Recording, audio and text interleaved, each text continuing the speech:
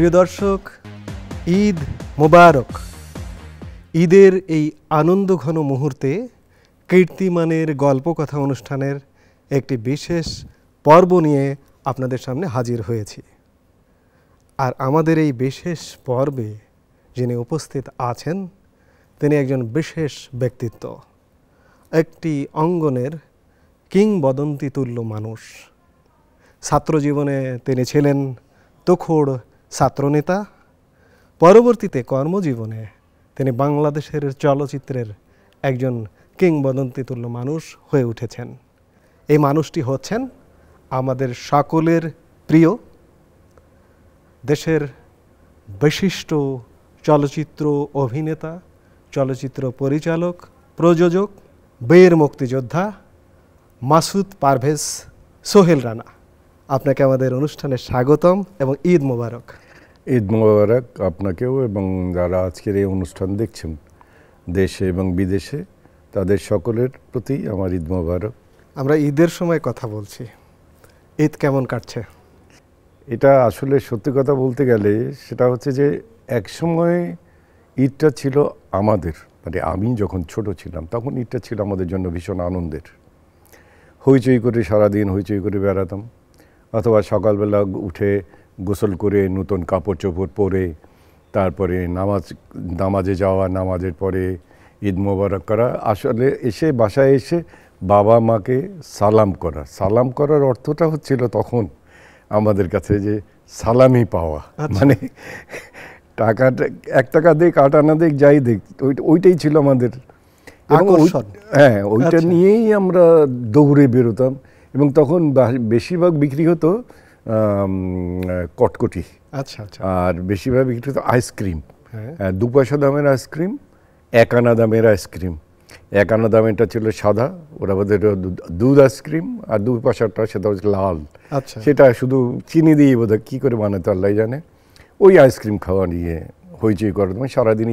এবং যে আসতো বড় সিনিয়র যারা আসতো তাদেরকে আমরা সালাম করতাম। আসলে উদ্দেশ্যটা হচ্ছে সালাম করলে সালামিটা পাওয়া যাবে। তো এই বয়সে এখন জি এবারের ঈদটা কেমন কাটছে? এখন হচ্ছে ঈদ আমাদের মনে হয় যে একটা বিশেষ বয়সের পরে আর আনন্দ থাকে না, আর বয়স যখন আপনার কাছে রেসপন্সিবিলিটি চলে আসে তখন এটা হয়ে যায় দিতেই আনন্দ। জি, তো আমরা ঈদের কথা বলছি, আনন্দের কথা বলছি, নেয়া দেওয়ার কথা বলছি। আপনার জীবনের কথার গভীরতায় ঢুকতে চাই আরও, কিন্তু তার আগে আপনাকে নিয়ে আমরা একটি তথ্যচিত্র নির্মাণ করেছি, সেটি একটু স্ক্রিনে দেখে আসব। প্রখ্যাত চলচ্চিত্র ব্যক্তিত্ব মাসুদ পারভেজের জন্ম 1945 সালের 21 ফেব্রুয়ারি ঢাকায়। তবে তার পূর্বপুরুষের আদি নিবাস বরিশাল জেলার বাবুগঞ্জে। তার বাবার নাম মরহুম আব্দুল মালেক এবং মায়ের নাম মরহুমা দেলোয়ারা বেগম। 5 ভাই 1 বোনের মধ্যে মাসুদ পারভেজ সবার বড়। পুলিশ কর্মকর্তা বাবার চাকুরি সুবাদে শৈশব কৈশোরের দিনগুলো কেটেছে দেশের বিভিন্ন স্থানে। টাঙ্গাইলের মির্জাপুরের এসকে হাই স্কুল থেকে 1960 সালে ম্যাট্রিকুলেশন এবং 1964 সালে ময়মনসিংহ আনন্দমোহন কলেজ থেকে ইন্টারমিডিয়েট পাশ করেন। 1966 সালে তৎকালীন কায়েদে আজম কলেজ, এখন যেটি পুরান ঢাকার লক্ষ্মীবাজারে অবস্থিত সরকারি শহীদ সোহরাওয়ার্দী কলেজ, সেখান থেকে বিএসসি পাশ করেন। ঢাকা বিশ্ববিদ্যালয়ে প্রথমে এলএলবি পড়েন। এরপর 1972 সালে মনোবিজ্ঞান বিভাগ থেকে মাস্টার্স পাশ করেন। মাসুদ পারভেজ ছাত্রজীবনে ছিলেন তুখোড় ছাত্রনেতা। 1962 সালে ময়মনসিংহ আনন্দমোহন কলেজ শাখা ছাত্রলীগের সভাপতি। 1965 সালে বৃহত্তর ময়মনসিংহ জেলা ছাত্রলীগের সাধারণ সম্পাদক ও 1965-66 সালে সমগ্র পূর্ব পাকিস্তান ছাত্রলীগের সহ সাধারণ সম্পাদক ছিলেন।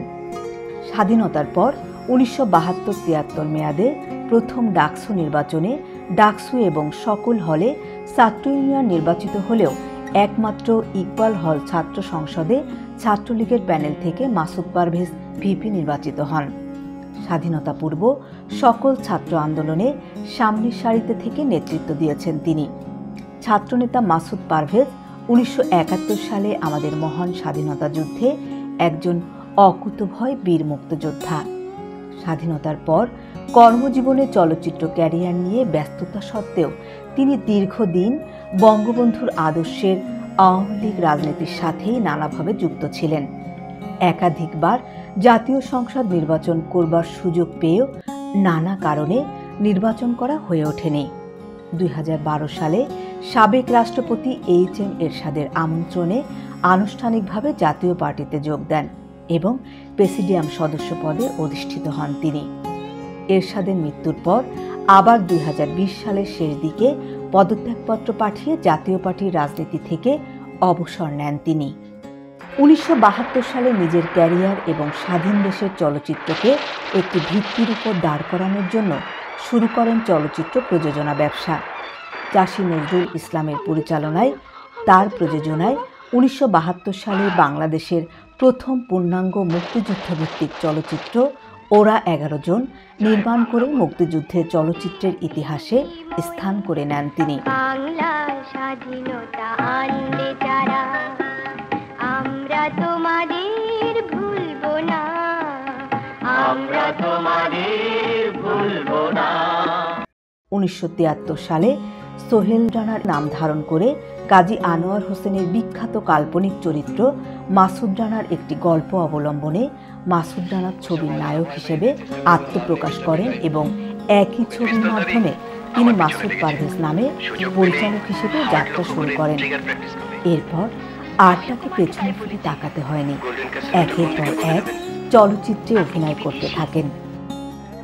তার অভিনীত উল্লেখযোগ্য কিছু চলচ্চিত্র হল এপার ওপার, দস্যু বনহুর, দোস্ত দুশ্মন, দাতা হাতেম তাই, মিন্টু আমার নাম, আসামি হাজির, জিঞ্জির, বারুদ, আখেরি নিশান, আনারকলি, জীবন নৌকা, যুবরাজ, প্রতিহিংসা, নাগ পূর্ণিমা, বড়মা, জনি, লালু ভুলু, শাস্তি, শরীফ বদমাস, সুখ দুঃখের সাথী, তিন কন্যা, লড়াকু, বীরপুরুষ, হাঙ্গর নদী গ্রেনেড, সাহসী মানুষ চায়, মায়ের মর্যাদা, জজ ব্যারিস্টার পুলিশ কমিশনার ইত্যাদি বিশেষভাবে উল্লেখযোগ্য।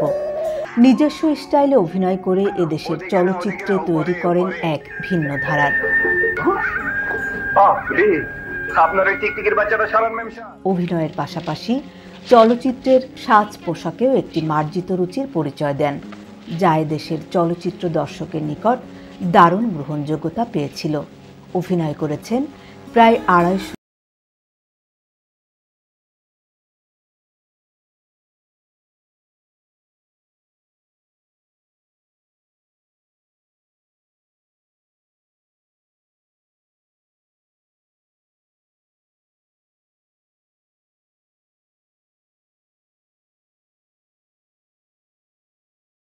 প্রযোজনা প্রতিষ্ঠান পারভেজ ফিল্মসের ব্যানারে প্রায় 35টি ছবি প্রযোজনা করেন এবং প্রায় 40টি ছবি পরিচালনা করেছেন তিনি।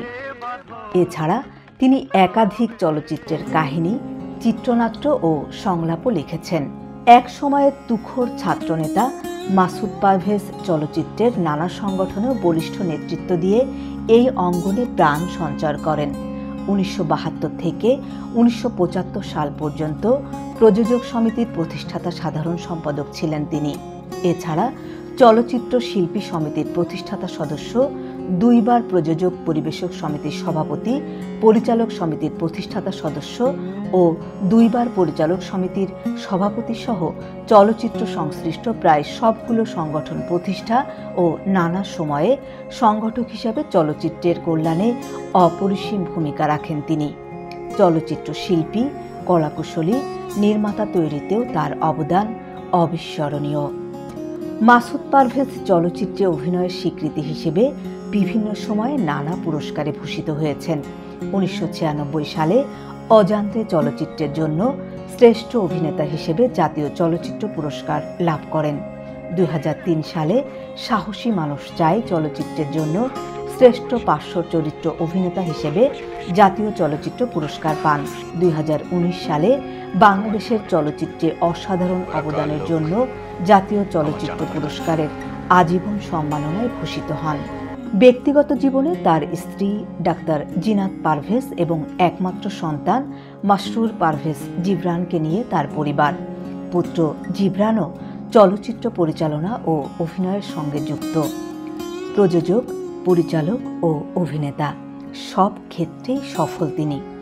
বাংলাদেশের চলচ্চিত্র শিল্পের বিকাশে অসামান্য অবদান রয়েছে একজন মাসুদ পারভেজ সোহেল রানার। যে পরিবারে আপনার জন্ম হয়েছিল, আপনার বাবা মা ভাই বোনদের সম্পর্কে একটু জানা থেকে শুরু করতে চাই। 6 ভাই বোন। 6 ভাই বোনের মধ্যে আনফর্চুনেটলি আমি আমার সবচেয়ে প্রিয় এবং আমার ইমিডিয়েট পরে হলেও কিন্তু আমাদের ডিফারেন্সটা ছিল না। 5 বছর 4 বছর থেকে 5 বছর পরে আমার বোনটা হয়েছিল। আচ্ছা। তো বাবার প্রথম সন্তান ছিলাম আমি, সেই হিসাবে আমার ভালোবাসা যতটুকু পাওয়ার ততটুকু আমি পেয়েছি। তারপরে আমার বোনটা যখন আসলো, বাবা মায়ের সাথে সাথে আমার ভালোবাসাটা আমার বোনটার উপরে চলে গেল, যে কারণের জন্য তার পরবর্তী পর্যায়ে আমার যারা আছে আমার রক্তের ভাই, তারা সকলেই আমরা আপনজন, রক্তের সম্পর্ক বন্ধন আমাদের। কিন্তু বোনটা আমার কাছে যত প্রিয় ছিল, আমার ততখানি প্রিয় কিন্তু আমার কেউ নেই। আচ্ছা, এটা চরম সত্যি কথা। আপনার বাবা ছিলেন পুলিশ বিভাগে কর্মরত, জি, এবং বাবার চাকুরি সুবাদে আমরা জেনেছি যে আপনার শৈশব কৈশোরের দিনগুলো জি বিভিন্ন শহরে কেটেছে। রাইট। সেই দিনগুলো কেমন ছিল? দিনগুলো যেরকম যায় আমারও সেই রকমই ছিল। একই রকম ভাবে এই গাছে চড়তাম। গাছে চড়া ছেলে শান্ত হয়ে কি করে? খুব স্বাভাবিকভাবে দুরন্ত, তো গেছো টাইপের ছেলে, গেছো টাইপের। ওই রকম ভাবে নদীর মধ্যে ঝাঁপিয়ে পড়ে তারপরে নদী এপার ওপার করতাম সাঁতরে। তারপরে নদীর মধ্যে স্লিপারি করে, এখনকার যে স্লিপারি করা হয়, উপরে উঠে নিচে নেমে যায়, আমরা তখন নদীর মধ্যে ওই চরের উপরে পানি ছিটিয়ে উপর থেকে নিচে নেমে চলে আসতাম, এইসব করতাম। এবং তারপর চোখগুলো লাল হয়ে যেত। এবং আমার এক গ্রামের বন্ধু আমাকে শিখিয়েছিল যে তুমি তখন বলবে যে একটা মন্ত্র শিখালো আমাকে। আচ্ছা। এই মন্ত্রটা তুমি পড়ে যদি ওকে ফু দাও, তাহলে বাসায় যখন যাবে তখন চোখ দুটো তোমার সাদা হয়ে যাবে। ওই মন্ত্রটা পড়ে তো আমি ফু দিলাম, বাসায় গিয়ে হলো। এই চরিত্রে ছিলাম আমি আর কি। আমার কাছে কিন্তু একটা জিনিসের জন্য আমার খুব কিছুটা আফসোসও লাগে। এক জায়গায় থাকলে স্কুল থেকে যখন থাকে, স্কুলের যাদের সাথে বন্ধুত্ব হয় তাদের সেই অনেক সময় দেখা যায় যে সেই বন্ধুত্বটা স্কুল থেকে কলেজ থেকে ইউনিভার্সিটি এইভাবে চলতে থাকে, অনেক দিন পর্যন্ত চলতে থাকে। এই জায়গায় আমিটা কিছুটা দুর্ভাগা আমার। এখানে আমার বাবা যেহেতু 2 বছর পর পর ট্রান্সফার হতেন, সেই কারণের জন্য আমার স্কুল জীবনের আমার কোনো বন্ধু নেই এই কথা বলা যাবে না। ওই 2 বছরের জন্য আমার ভীষণ রকম বন্ধু হতো, যাদের সাথে আমার প্রচণ্ড রকম বন্ধুত্ব ছিল।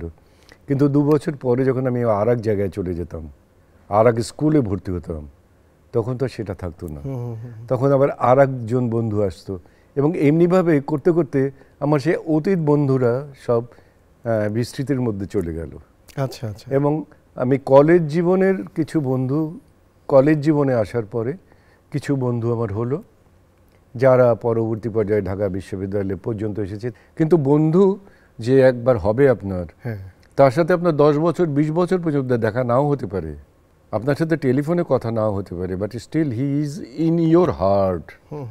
হার্টের মধ্যে থেকে যে সম্পর্কটা, সেটা হচ্ছে বন্ধুত্ব, যার সাথে আপনি সব কিছু ভাগ করতে পারবেন।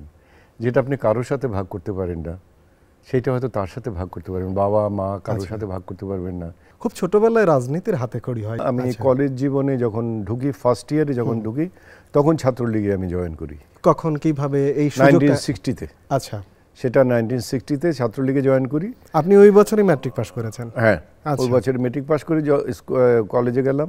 এবং তখন স্বাভাবিকভাবেই তখনকার সময়, আজকের কথা কিন্তু এগুলো অনেকের কাছে আজগুবি মনে হতে পারে, তখনকার সময় দুটো ধারা ছিল রাজনৈতিক মঞ্চে এবং ছাত্র জীবনেও। একটাকে বলতো যে তারা সবাই ভালো ছেলে, ভদ্র ছেলে, অংশমুখ হাবিজাবি, আর এক দলকে বলতো কমিউনিস্ট। আর আমরা কমিউনিস্ট বলতে বুঝতাম যে এরা ধর্ম মানে না, আল্লাহ মানে না। আচ্ছা। তা আমি মুসলমানের ছেলে, আমি তো ধর্ম মানি, কাজে আমি কমিউনিস্ট হব না। কাজে অন্য পার্টি কোনটা আছে সেটা হচ্ছে ছাত্রলীগ, আর একটা লীগ। আচ্ছা। আমি ছাত্রলীগে সেইভাবে আসতে ভর্তি হয়ে গেলাম। কেউ হাত ধরে আনলো না? না, কোনো ইচ্ছু নেই। আমি বললাম যে আমি ছাত্রলীগের মেম্বার হব, ব্যাস মেম্বার হয়ে গেলাম। 2 আনা বোধহয় টিকিট মানে দিতে হতো আমাদের, 2 আনা এরকম করে দিয়ে ছাত্রলীগের এটা করে আমি ছাত্রলীগের হয়ে গেলাম। অ্যান্ড 1962 এবং আস্তে আস্তে আমি রাজনীতির সাথে সত্যিকারভাবে স্লোলি আস্তে আস্তে মানে জানা শুরু করলাম। 1962-তে আমি আনন্দবন কলেজ ছাত্রলীগের প্রেসিডেন্ট হলাম। আচ্ছা। 1965-এ আমি ময়মনসিংহ ডিস্ট্রিক্টের জেনারেল সেক্রেটারি হয়ে গেলাম। এবং সেই ডিস্ট্রিক্টে গ্রেটার ময়মনসিংহ, নেত্রকোনা, কিশোরগঞ্জ, জামালপুর, টাঙ্গাইল, এই 5টা যে জেলা, আচ্ছা, সেইটার জেনারেল সেক্রেটারি হয়ে গেলাম। জি। আসলে বলা যেতে পারে আমার ফ্লারিশ যেটা রাজনীতিতে, মানে তখন আমি 2 বছর পরে 1962-র পরে আমি পড়াশোনাই করেছি যতটুকু, তার চেয়ে বেশি এই রাজনৈতিক পড়াশোনাই বেশি করেছি।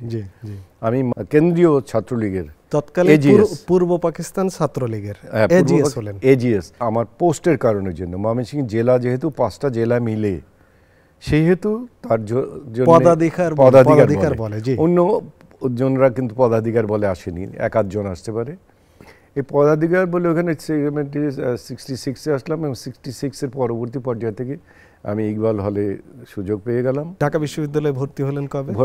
ভর্তি হলাম 1966-এ। সিরাজ ভাই আমাকে ভর্তি করে দিলেন ওখানে। বাকি ভাই সৈয়দ মোজাহারুল হক বাকি ছাত্রলীগের প্রেসিডেন্ট ছিলেন, সিরাজ ভাইও জেনারেল সেক্রেটারি ছিলেন। তো ওনারাই ভর্তি করে দিলেন এবং ভর্তি করার পরই আমি জানলাম যে ইকবাল হলে আমার জন্য একটা সিটও তারা অ্যারেঞ্জমেন্ট করে দিয়েছেন। সিরাজ ভাই ওখানে এত একটা রাজনৈতিক চিন্তাধারা, পরবর্তী পর্যায়ে আমি যেটা জেনেছি যে একটা রাজনৈতিক চিন্তাধারা উনি করেছিলেন। তখন দিলেন ইস্ট পাকিস্তান। ইস্ট পাকিস্তানের সব জায়গায় এনএসএফ, ন্যাশনাল স্টুডেন্টস ফেডারেশন, এই নামে স্টুডেন্টসদের একটা ফ্রন্ট ছিল, যারা সরকারের পক্ষ হয়ে মারামারি করত। আইয়ুব খানের পৃষ্ঠপোষকতা, পেটোয়া বাহিনী সেই। এখন এই পেটোয়া বাহিনী সমস্ত জায়গায় আমাকেও ওখানে পিটিয়ে, আমার মাথা ফাটিয়ে, আমার 5টা-6টা স্টিচ করা আছে মাথায় এখনো। 66-এ আমি যখন ভর্তি হলাম তখন আমি ভর্তি হলাম লতে। প্রথমে লতে ভর্তি? জি। লতে ভর্তি, লতে আমার ক্লাস ফ্রেন্ড 2জন ছিল, 2জনের নাম করা ব্যক্তির ছেলে, কামরুজ্জামান স্যারের ছেলে, বাংলার বাঘ যাকে বলা হতো আর কি, শেরে বাংলা একে ফজলুল হক, ওনার ছেলে একে ফয়জুল হক। আমরা একসাথেই একে ফয়জুল হকের কথা বলছেন? আচ্ছা, আমরা একসাথে কিন্তু পড়তাম। আমাদের প্রতিমন্ত্রীও ছিলেন উনি। হ্যাঁ, প্রতিমন্ত্রী ছিলেন এবং আমার সাথে দেখা সাক্ষাৎ করতেন। ময়মনসিংহ ডিস্ট্রিক্টের ক্যাবিনেটে যারা ছিল, আমি যখন জেনারেল সেক্রেটারি, ওই ডিস্ট্রিক্টে আমার ক্যাবিনেটের ভাইস প্রেসিডেন্ট যিনি ছিলেন, তিনি বাংলাদেশে 2বার প্রেসিডেন্ট হয়েছেন, আব্দুল হামিদ। লতিফ সিদ্দিকী আপনার ভাইস প্রেসিডেন্ট, ও ওইখানে ইয়ে হয়েছে, আপনার নেতৃত্বে তারা রাজনীতি করেছে। শাহজাহান সিরাজ মিনিস্টার হয়েছে, এরকম অনেকেই, অসংখ্য মানুষ, শেখ শহীদ মিনিস্টার হয়েছে, শেখ সেলিম মিনিস্টার হয়েছে, এরা অনেকেই, এরা সব ইকবাল হলের লোক বলা যেতে পারে, এক গোয়ালের গরু আমরা। এবং ওই ইকবাল হলে যাতে এনএসএফ কোনো ইউনিট করতে না পারে, এই কারণের জন্য সিরাজ ভাই একটা বুদ্ধি করে সমস্ত জায়গার লোকজনকে, মানে বড় বড় লোকজনকে, ওনার চিন্তায় হয়তো মনে হচ্ছে ময়মনসিংহ ডিস্ট্রিক্টের জেনারেল সেক্রেটারি তো একটু ক্ষমতা বোধ হয়ে আছে, কারণ মোনায়েম খান সাহেব তখন প্রেসিডেন্ট, বাংলাদেশের গভর্নর, তার ট্রেনকে আমি 40 মিনিট আটকে রেখেছিলাম স্টেশনে। তো যতটুকু না করেছি তার চেয়ে বেশি প্রচার হয়েছে। আচ্ছা। তো এখানে যখন এসেছি তখন তারা মনে করেছে যে এই ময়মনসিংহ ডিস্ট্রিক্টের প্রেসিডেন্ট, জেনারেল সেক্রেটারি, সে ওকে স্পেশাল ক্ষমতা। আসম আব্দুর রব আসলো, ও খুব গরম গরম কথা বললো, ওকেও নিয়ে আসলো এখানে। ফিরু বলে আমাদের একজন বন্ধু ছিল, যে এনএসএফের একজন নাম করা, প্রথম সারির একজন নাম করা নেতাকে ঘুষি মেরে, 5 ছিল তার নাম, যারা মনে রাখতে পারবেন তাদের হয়তো মনে আছে, ঘুষি মেরে তার দাঁত ভেঙে দিয়েছিল, দাঁত পড়ে গিয়েছিল। তো তাকেও এনে ইকবাল হলে ভর্তি করানো হলো। আচ্ছা। এমনিভাবে মুন্সিগঞ্জ থেকে আসলো মহিউদ্দিন, যে বঙ্গবন্ধুর সিকিউরিটি গার্ড ছিল, ওই মহিউদ্দিনও আসলো এখানে। এই তোফায়েল আহমদ আসলো। তোফায়েল অবশ্য কোনো মারামারি কাটাকাটি ছিলেন, রাজনীতি নিয়ে থাকতো। তারপরে আমাদের আরেকজন ছিল, আমাদের আমরা ডাক্তার মোস্তাদ, আমির হোসেন আমু। আচ্ছা, আমু ভাই ওখানে ছিল। এই সবগুলো ইকবাল হল, এখনকার যেটি সার্জেন্ট জহুরুল হক। হ্যাঁ, এখন যেটা সার্জেন্ট জহুরুল হক। আপনি যে সময় বিশ্ববিদ্যালয়ে ভর্তি হলেন 66, মানে একদম পূর্ব পাকিস্তান উত্তাল, আর বিশ্ববিদ্যালয় তো আরো উত্তপ্ত। বিশ্ববিদ্যালয়ে ইকবাল হল আরো উত্তপ্ত। তো সেই সময়ের জীবনটা কেমন ছিল একটু জানি। ওই যে বললাম, মাথা ফাটলো, জেলে গেলাম, পালিয়ে বেড়ালাম, এগুলো তো অর্থাৎ ওই সময়ের যত আন্দোলন সংগ্রাম ছিল সব কিছুর সামনের সারির একজন নেতা আপনি ছিলেন। না, আমি নেতা বলবো না, আমি সাধারণ একজন কর্মী ছিলাম এবং সেই হিসাবে আমি আপনাকে বলি যে ল ফাইনাল পরীক্ষাটা আমার দেয়া হলো না। আচ্ছা, আমি লতে প্রিলিমিনারি পাস করেছি, জি। কিন্তু আমি ফাইনাল পরীক্ষা দিতে পারলাম না। সাই- ল থেকে আমি সাইকোলজিতে। চলে আসলাম সাইকোলজিতে। সাইকোলজিতে, রাইট। জি। সাইকোলজিতে এসে পড়লাম এবং ওইটা বোধহয় ওখানেও আমার একটু বাধা সৃষ্টি হলো যে পরীক্ষা দিয়ে রেজাল্টটা পাওয়া গেল না। না, পরীক্ষা পরে দিলাম ঠিক এক্স্যাক্টলি মনে নেই। আই গট মাস্টার্স ডিগ্রি 72-তে আফটার লিবারেশন। After liberation. এবং স্বাধীনতা পরবর্তী প্রথম ডাকসু নির্বাচনে আপনি খানিক আগে যেটি বলছিলেন যে আপনি একমাত্র সারা ইকবাল হলে ছাত্রলীগের প্যানেল থেকে নির্বাচিত হয়েছিলেন এবং সব ছাত্র ইউনিয়ন, সব হল এবং সেন্ট্রাল ডাকসুতে মুজাহিদুল ইসলাম সেলিম, মাহবুব জামানের নেতৃত্বে ডাকসু হয়েছিল এবং আপনি ইকবাল হলে ছাত্রলীগ থেকে নির্বাচিত হয়েছিলেন। এই গল্পটা একটু কিভাবে নির্বাচিত হলেন? না, এখানে নির্বাচিত হওয়ার পিছনে ছোট্ট একটু কথা, রহস্যটা কি ছিল? যে ছাত্রলীগ তখন 3টা ভাগে ভাগ হয়ে গেল, স্বাধীনতার পরেই 3টা ভাগ হয়ে গেল। একটা হলো বাংলা ছাত্রলীগ, একটা হলো মুজিববাদ ছাত্রলীগ, আর একটা হলো বৈজ্ঞানিক ছাত্রলীগ। বৈজ্ঞানিক সমাজতন্ত্র দেওয়ার, হ্যাঁ, যেটা বৈজ্ঞানিক ছাত্ররা পরবর্তী পর্যায়ে সেটা জাসদ হয়ে গেল। মুজিববাদ ছাত্রলীগটা রয়ে গেল, আর বাংলা ছাত্রলীগ 8-9 মাসের মধ্যে আস্তে আস্তে ভ্যানিস্ট হয়ে চলে গেল। আচ্ছা, 2টা ছাত্রলীগ রয়ে গেল। কাজে একটা ছাত্রলীগ যদি 3টা ভাগে ভাগ হয়ে যায় তারা তো পাস করতে পারবে না, পাস করা সম্ভব না। এবং একমাত্র ভিপি ওই ছাত্রলীগের প্যানেল থেকে। হ্যাঁ, ছাত্রলীগের প্যানেল থেকে আমার প্যানেলই শুদ্ধ পাস করেছে, টোটাল প্যানেল পাস করেছে ইকবাল হলে। আমি আর কোনো হলে পাস করিনি। আমাকে আমার ওইখানে সবাই ভালোবাসতো। আমি বঙ্গবন্ধুর কাছে যেটা শিখেছি আমি সেইটাই করতাম। ছাত্র নেতা এবং ডাকসাইটে ছাত্র নেতা, সেই নেতা চলচ্চিত্রে গেল ঠিক 72 সালে। মুক্তিযুদ্ধ ভিত্তিক স্বাধীন বাংলাদেশের প্রথম চলচ্চিত্র, ওরা 11 জনের প্রযোজক আপনি। এই চলচ্চিত্র যাত্রাটি কিভাবে হলো? তখন ইত্তেফাকে একটা পেজ বেরোতো রূপবাণী নামে। আমি ওই পেজের মধ্যে মধ্যে লিখতাম, মানে ছবি দেখার আমার একটা খুব শখ ছিল। আচ্ছা, আমি সব কিছুই করতাম, খেলাধুলা করতাম। আমি করতাম না শুধু একমাত্র ওই নাটক ঠাটক করতাম না, তাছাড়া আমি সবই করতাম ছোটোবেলা, মানে কলেজ জীবনে। তো ওই সময়ে আমার ওই সময় কিছু বইপত্র পড়া হতো, কিন্তু ছবি সম্পর্কে যখন লিখতে হতো কিছু বইপত্র পড়তাম, এইটুকুই আমার জ্ঞান ছিল। রূপবাণীতে আমি লিখতাম মধ্যে মধ্যে, ওইটুকুই আমার জ্ঞান ছিল। 2-1টা বইও লিখেছি, ওইটাও পাবলিশড হয়েছে। এই পর্যন্ত আমার যা যখন মনে হতো তখন তাই করতাম। এটার মধ্যে কোনো তেমন কিছু না। I may be called as jack of all trades master of none, এই ক্যাটাগরি হয়েছিল আর কি। ইকবাল হলে স্বাধীনতা যুদ্ধের পরে আমরা বিকেলবেলা মাঠের মধ্যে গিয়ে বসতাম অনেকে, এই সিরাজ ভাই, রাজ্জাক ভাই, তোফায়েল, আমরা সবাই বসে বসে আমরা গল্প করতাম আর কি, যে কে কি করেছি আমরা। আচ্ছা, এইসব ছোট ছোট ঘটনাগুলো বলতাম। তা আমার হঠাৎ মনে হলো, আচ্ছা এইসব ঘটনাগুলোকে যদি একসাথে করে আমরা যদি একটা কিছু সাজিয়ে একটা ছবি করি, তাহলে সেটা তো ভবিষ্যতের জন্য থেকে যাবে ডকুমেন্টেশন হিসাবে। এই হচ্ছে আমার চিন্তাটা। আচ্ছা, প্রথম চিন্তাটা এই চিন্তাটা করতে করতে আরও কয়েকজনের সাথে মিললাম। আমার পরিচিত একজন ছিল চাষী নজরুল ইসলাম, সেও জীবনে অ্যাক্টিং করেনি, মানে কোনো ছবি পরিচালনা করেনি। তারও এটা প্রথম চলচ্চিত্র। হ্যাঁ, তারও এটা প্রথম ছিল। তাকে বললাম যে আমি এরকম একটা কিছু করতে চাই, বলে যে এটা তো অনেক জিনিস ব্যাপার, আপনি হয়তো জানেনও না, তো এইটা এরকমভাবে করতে হয়। He just said it and I did the rest thing. আমার কাছে বললো যে শুরুতে তো আপনাকে করতে হবে। তখন ডিস্ট্রিবিউশন এখনকার মতো হতো না। জি। তখন কতগুলো শুটিং করে, কয়েকদিনের শুটিং করে সেগুলো নিয়ে ডিস্ট্রিবিউটরদের কাছে যেতে হতো। আচ্ছা, তারা ফাইন্যান্স করতেন ওই কাস্টিংটা দেখে, ডিরেক্টর দেখে।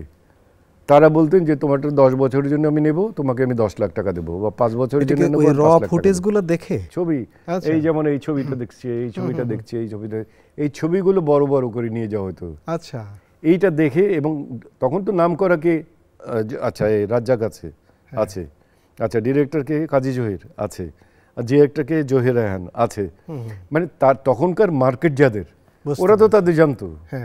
তো সেই হিসাবে তাদের প্রাইসগুলো আপ ডাউন হতো। আবার কিছু কিছু ছিল যারা পা ধরেও নিত ছবি, বলতো যে আমার ছবি আপনি একদম নিয়ে যান, 20 বছর সারা জীবনের জন্য নিয়ে যান, আমার ছবিটা বানানোর জন্য 5-6 লাখ টাকা দেন। আচ্ছা, এরকমও তারা নিত, সুযোগ তারা নিয়েছে, যে কারণের জন্য পরবর্তী পর্যায়ে প্রডিউসার নিজেরাই ডিরেক্টর হয়েছে। আপনি তো তখন স্টুডেন্ট, চলচ্চিত্র প্রযোজনার টাকা পেলেন কোথায়? হ্যাঁ, সেইটাই আমি বলছি। সেই টাকাটা আমার কাছে যেটা ছিল, কিছু টাকা ছিল, আমি ফুটবল খেলতাম। আচ্ছা, 12 টাকা 15 টাকা করে ভাড়ায় খেলতাম ফুটবল।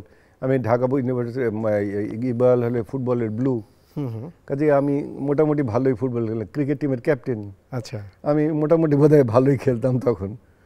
তা বই লিখতাম, হ্যাঁ হ্যাঁ। 2-3টে বই ছাপাও হয়েছে জি। ইউসুফ রায়হান নাম নিয়ে। আচ্ছা। মার্কেটে হয়তো পাওয়াও যেতে পারে, এখন পাওয়া যাবে কিনা আমি জানি না। মাসুদ রানার সেকেন্ড ভার্সন ছিল ওইটা, ইউসুফ রায়হান ছিল তার নাম। তো সেখান থেকেও কিছু টাকা আমার কাছে ছিল, ভাড়ায় খাটতাম, সেটাও আমার কাছে কিছু টাকা পয়সা ছিল। এইটা মিলে আমার বোনের কাছে, ছোট বোনটাকে তখন বিয়ে দিয়ে দিয়েছি, বোনের কাছে বললাম তোর কাছে কি টাকা আছে বল। আচ্ছা। ও বললো যে আমার কাছে 10-12 হাজার টাকা আছে। মায়ের কাছে বললাম মা তোমার কাছে কত টাকা আছে, আচ্ছা। তুমি আমার কিছু টাকা দাও না আমাকে। মা বললো যে তোরে কি টাকা দেবো। এই সব মিলে মার কাছ থেকে বোনের কাছ থেকে নিয়ে আমার কাছে 50 হাজার টাকার মতো ক্যাশ আসলো। আচ্ছা। And I started the movie. Budget কি 55,000 টাকায় ছিল এই চলচ্চিত্রের? হ্যাঁ, আচ্ছা। ক্যাশ দিয়ে আমি ছবি স্টার্ট করে দিলাম। এখন ওইখানে আমার একজন অত্যন্ত হিতৈষী ছিলেন ওই স্টারের, মানে আমাকে তো আগেই ওই ডিরেক্টর বলে দিল যে এটা ডিস্ট্রিবিউশনে দিতে হয়, আমাদের কয়েকদিন শুটিং করতে হবে, ওইটা আপনি শুটিং করে নেন। তা আমি স্টারে ওনাকে বললাম, দিয়ে 2 দিন শুটিং করার পরে বলে যে এদের তো কেউ চিনবে না আমি যাদেরকে নিয়েছি। খসরু মন্টুকে হয়তো নামে চিনতে পারে, কিন্তু ছবির জগতে তো কেউ ওইটা হলে চালাবে না। তা আপনাকে বড় বড় স্টারদের নিতে হবে, তা না হলে তো আপনার ডিরেক্টরকে তো কেউ চেনে না। তা আমি বললাম যে না কোনো প্রবলেম নেই, আমি স্টারদের নিয়ে নিতে পারবো। আচ্ছা। পরের দিন আমি সব বড় বড় স্টারদের কাছে গেলাম, তাদের গ্ল্যাডলি অ্যাকসেপ্টেড দ্যাট, বিনা পয়সায় তারা আমাকে কাজ করে দিয়ে গেল। এবং তাদেরকে নিয়ে যখন আমি স্টারের সামনে প্লেস করলাম 2 দিন পরে, তারা বললো যে কত টাকা চাই আপনার। কারণ রাজ্জাককে দেখলো, শাবানাকে দেখলো, নূতনকে দেখলো, খলিল ভাইকে দেখলো, মুস্তফা ভাইকে দেখলো, মানে বাকি কেউ নাই ওই সময়ের যারা স্টার ছিলেন। জি। মানে তখন আমার বরঞ্চ স্পষ্ট হয়ে গেল যে আমি কাদেরকে বাদ দেব। বাই দ্যাট ওয়ে এটা নিয়ে স্টার আমার কাছে কন্ট্রাক্ট যেটা করলো, আমাকে অনেক টাকা দিল। এবং আমি বললাম একটু তো বুদ্ধি আমার আছে, আমি বললাম যে আপনাকে আমি 5 বছরের জন্য দেবো। আচ্ছা। 5 বছর পর আমার ছবি আমাকে ফেরত দিয়ে দিতে হবে। ছবি নিবে পাবে, এইটাই ওদের তখন পাগল করার অবস্থা। এতগুলো আর্টিস্ট নিয়েছি আমি, এক টানা শুটিং করছি। এবং শুটিংয়ের ওরা 5 বছর দিয়েছিলাম, ওরা ছবি রিলিজ করার আগেই ওরা যে টাকা দিয়েছিল সেটা ওদের তুলে নিয়ে গেল। আচ্ছা। এবং এই চলচ্চিত্রটা ব্যবসা সফল হয়েছিল? আমি টাকার উপর ঘুমিয়েছি। আচ্ছা।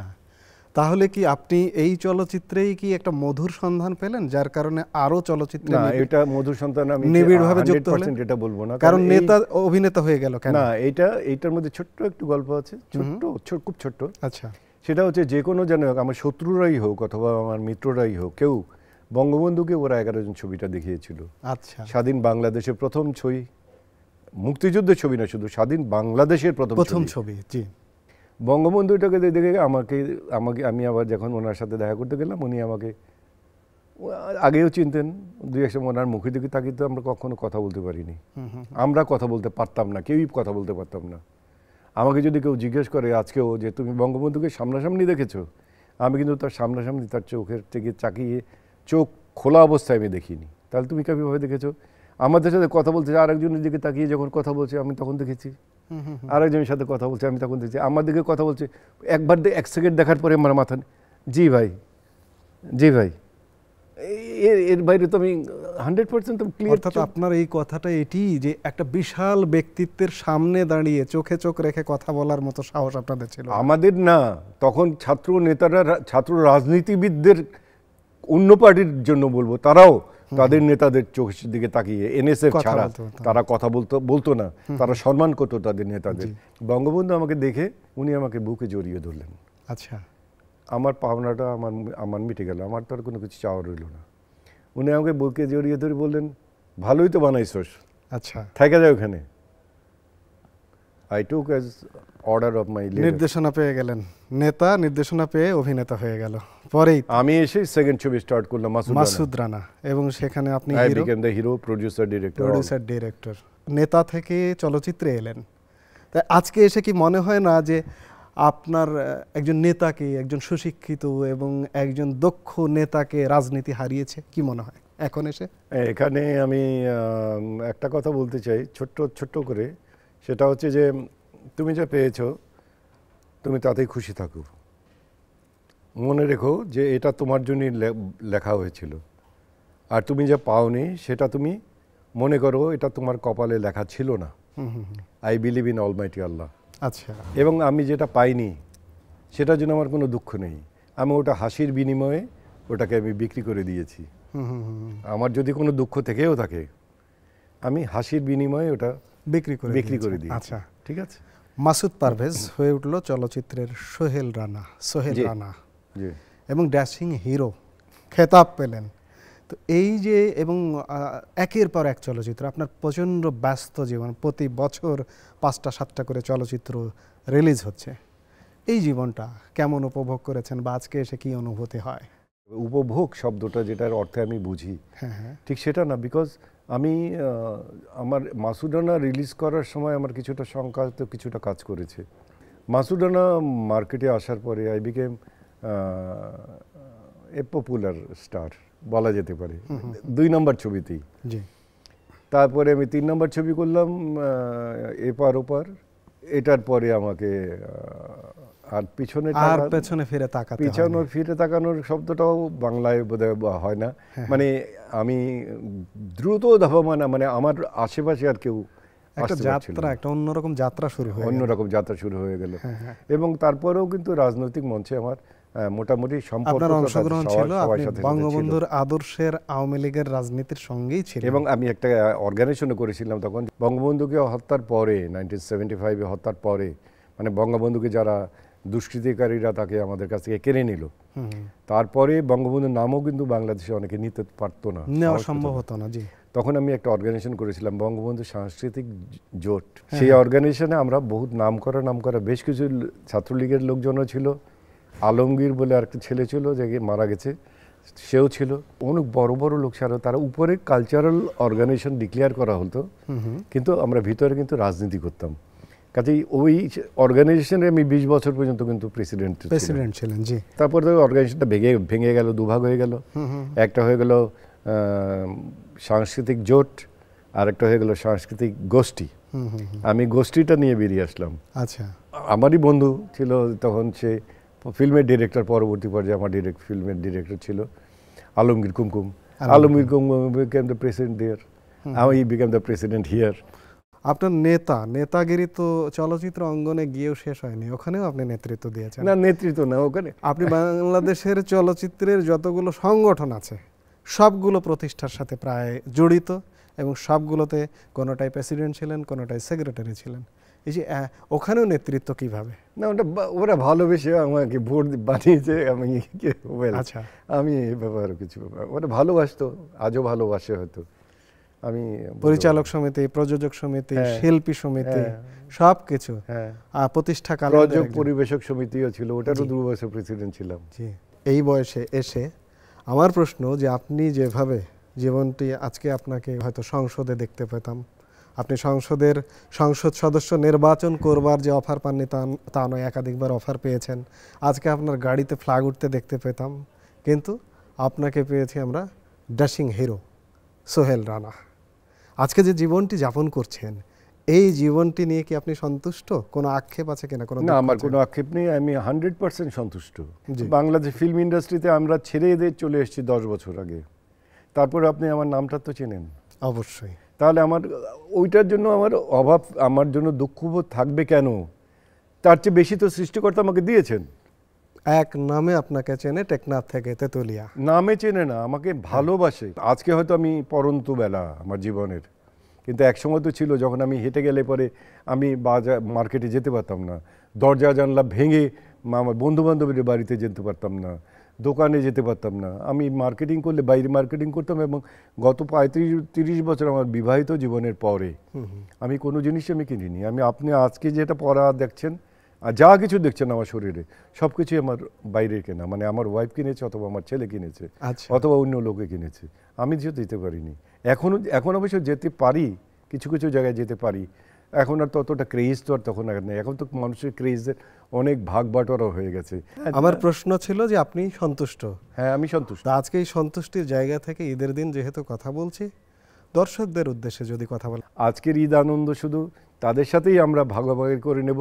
আপনারা যতটুকু আনন্দ পাবেন ঠিক আমিও ঠিক ততটুকু আনন্দই ভাগাভাগি করে নেব। এর চেয়ে বাইরে আমি আর কিছু যাব না। আমি শুধু এইটুকুই চাইবো যে আপনারা ভালো থাকবেন, আপনারা নিজের প্রতি যত্ন নেন, অল্প একটুতেই তুষ্ট হন, সৃষ্টিকর্তার প্রতি আপনার ডিভোশন থাকুক, আপনারা ভালো জিনিসের প্রতি ডিভোশন থাকুক। আমরা যদি ভালো কিছু করে থাকি, আপনাদের জন্য ভালো যদি কিছু করে থাকি, আপনারা আমাদেরকে ভালোবাসেন। এবং আমি আপনাদের কাছে সবার কাছেই আজকে সারা পৃথিবীতে যারা বাঙালি যারা আছেন, বাঙালি মুসলমান হিন্দু বৌদ্ধ খ্রিস্টান যারাই আছেন, তারা আমাকে দোয়া করবেন আমি যেন আপনাদের এই ভালোবাসাটুকু নিয়েই, আপনাদের কাছের থেকে যে ভালোবাসাটা আমি পেয়েছি বা পাচ্ছি সেইটুকু নিয়েই আজকে যে আনন্দের মধ্যে আছি, ঈদের আনন্দ না শুধু, আমার প্রতিটি দিনই যেন আপনাদেরও যেন এই ঈদের আনন্দটুকু নিয়ে যেন থাকি। কারণ আমাদেরকেও জন্ম হয়েছে আমাদের মরার জন্যে, কাজে আমাদের ওইটার কথা যদি মনে রাখি তাহলে আমাদের কোনো দুঃখ থাকবে না।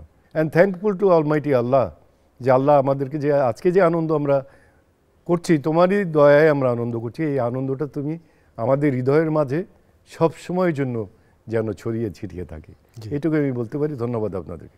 ঈদের আনন্দের এই মুহূর্তে আপনি এসে আমাদের আরও খানিকটা আনন্দের কথা বলেছেন, সিরিয়াস কথা বলেছেন, জীবনের কথা বলেছেন এবং এখনকার ভাবনার কথা বলেছেন। আপনাকে অসংখ্য ধন্যবাদ এবং ঈদ মোবারক। প্রিয় দর্শক, আজ এ পর্যন্তই। ঈদের এই আনন্দ ঘন মুহূর্তে আমরা এক কিংবদন্তির গল্প শুনলাম। আপনাদের সবাইকে ঈদ মোবারক জানিয়ে আজকের মতো বিদায় নিচ্ছি। সবাই ভালো থাকুন, সুস্থ থাকুন।